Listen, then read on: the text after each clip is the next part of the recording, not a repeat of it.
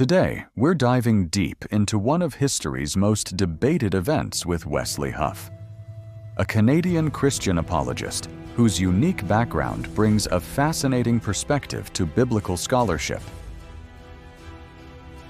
Born in Multan, Pakistan, and raised in the Middle East, Huff's early exposure to diverse cultures and religious contexts has profoundly shaped his approach to theological studies. Huff isn't just another voice in the Christian apologetics space. He holds a bachelor's degree in sociology from York University and a master's degree in theological studies from Tyndale University. Currently, he's pursuing his PhD in theological studies with a concentration in New Testament and sacred texts at Wycliffe College, University of Toronto. Since 2019, he's served as the Central Canada Director for Apologetics Canada, where he organizes public dialogues, debates, and interfaith events across North America. What makes Huff's perspective particularly compelling is his specialization in biblical manuscripts, combined with his cross-cultural upbringing. He understands both the ancient world these texts emerged from and the modern skeptical questions they face. Today, he's tackling perhaps the most central claim of Christianity, the resurrection of Jesus Christ.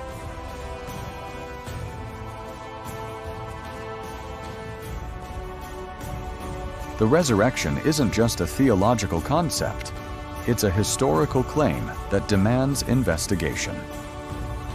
As Huff explains, we're dealing with an event that early Christians claimed was witnessed by hundreds of people,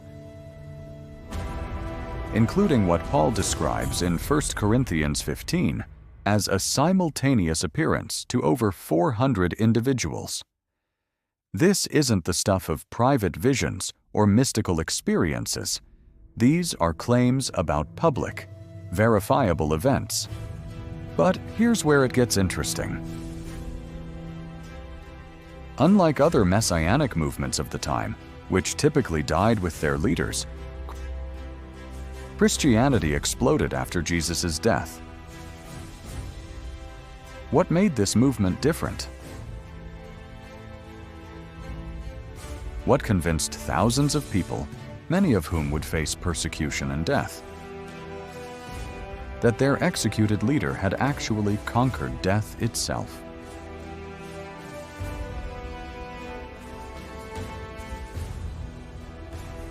Before we can discuss resurrection, we need to establish death. And here, Huff points out, both Christian and secular historians are in remarkable agreement. Jesus of Nazareth was crucified under Pontius Pilate. This isn't just Christian propaganda. It's attested by non-Christian Roman and Jewish writers of the time. The brutality of Roman crucifixion cannot be overstated. It was designed as the ultimate form of execution, prolonged, agonizing, and absolutely fatal. The Romans were experts at death, and crucifixion was their masterpiece of cruelty. The idea that someone could survive crucifixion, as some alternative theories suggest, ignores the historical reality of this execution method. But there's something else crucial here. In the ancient world, crucifixion wasn't just about death. It was about humiliation. It was the ultimate symbol of defeat and shame. The very idea of worshiping a crucified figure was offensive and counterintuitive to ancient audiences. Yet somehow, this scandal of the cross became the foundation of the world's largest religion.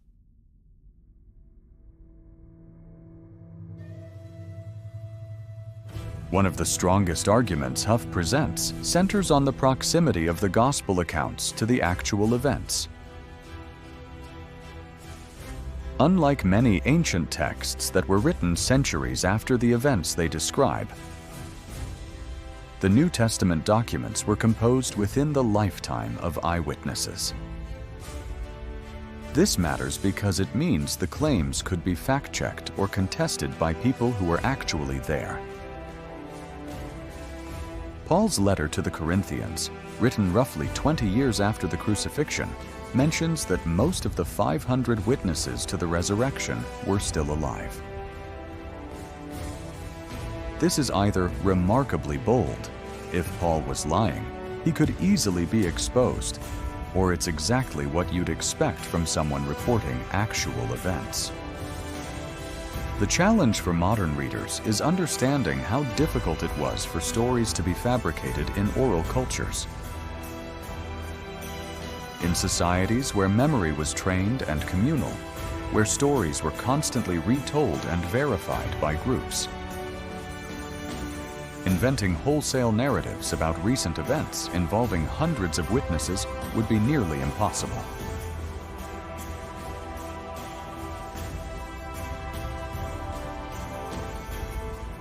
Here's where Huff's cross-cultural background becomes invaluable. He emphasizes that we cannot understand ancient texts through purely modern Western lenses. The ancient world operated with different assumptions about the supernatural, different concepts of time, and different ways of processing extraordinary claims. For instance, the timing of the resurrection, 3 days and 3 nights, makes perfect sense when we understand Jewish timekeeping, where any part of a day counted as a whole day. What seems like a chronological problem to modern readers dissolves when we grasp ancient cultural practices. More significantly, the ancient world was saturated with supernatural beliefs. The difference wasn't between believers and skeptics as we understand them today, but between different explanations for miraculous events. Ancient critics of Christianity didn't deny the miracles. They attributed them to magic learned in Egypt. They mocked the content of Christian claims, not their possibility.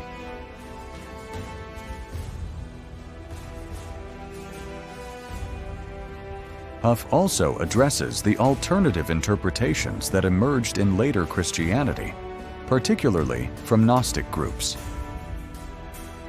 These communities didn't deny the resurrection because of historical skepticism.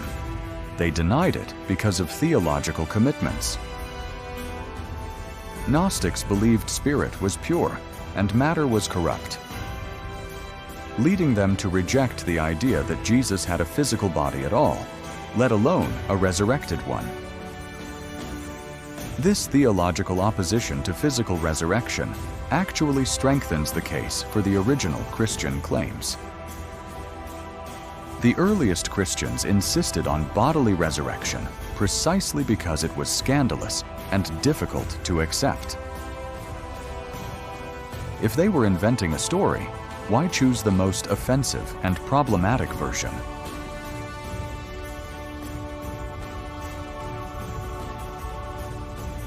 Some point to later texts like the medieval Gospel of Barnabas, which denies the crucifixion entirely as evidence against Christian claims. But, as Huff notes, these documents appear centuries after the events and reflect later theological agendas rather than early historical witness.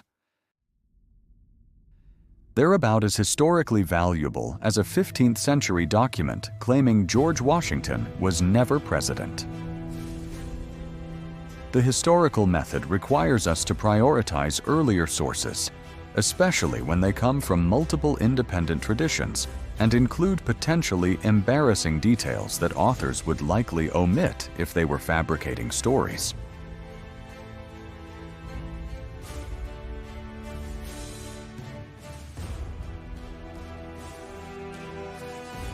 What makes the resurrection claim historically intriguing isn't just the evidence for it, but the need to explain Christianity's explosive growth. Messianic movements were common in first-century Palestine. They typically followed a predictable pattern. A charismatic leader would gather followers, make grand claims, run afoul of Roman authority, be executed, and the movement would collapse. Jesus' movement should have ended on Good Friday. Instead, it exploded on Easter Sunday. Something transformed a group of frightened, scattered disciples into bold proclaimers willing to die for their message.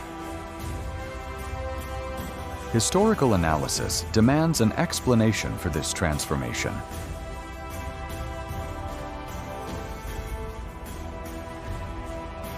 Huff acknowledges the tension between faith-based beliefs and historical critical analysis.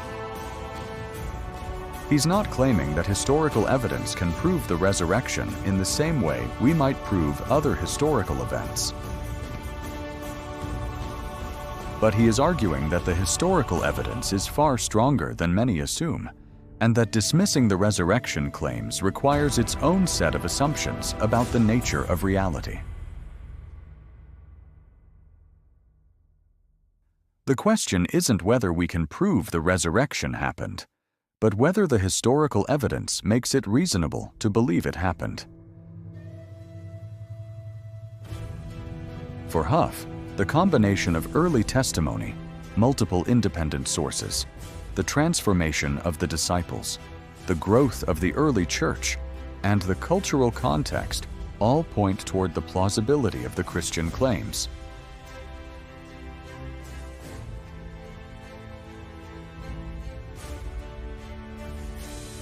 Wesley Huff's analysis reminds us that the resurrection isn't just a matter of faith.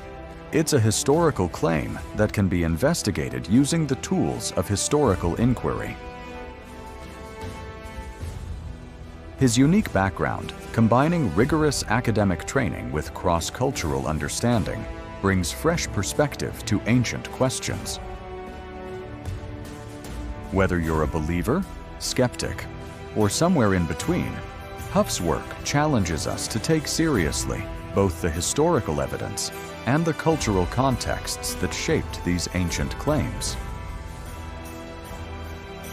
The resurrection of Jesus remains what it has always been, the most extraordinary claim about the most ordinary of human experiences, death itself.